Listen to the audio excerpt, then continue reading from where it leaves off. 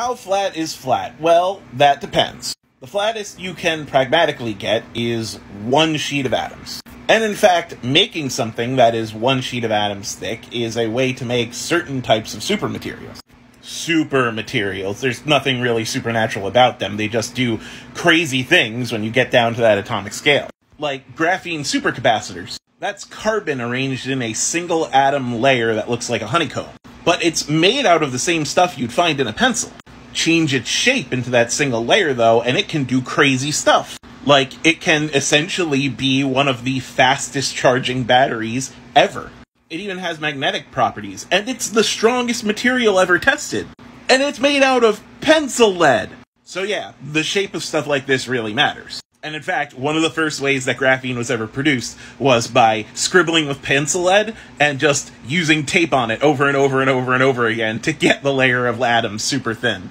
Anyway, that's how pragmatically flat we can get, and we can do that with a number of materials. But before I keep ranting about graphene, which is genuinely one of the coolest things we've ever made, let me talk about other notions of flat. There is a mathematical notion of flat, which means it only exists in 2 dimensions and not 3. That, as far as we know, does not exist in reality.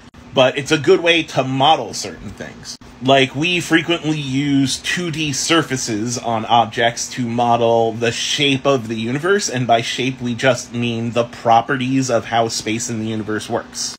And we'll often, when talking about relativity, remove one dimension of space and replace it with time, thereby flattening it, but making it easier to understand.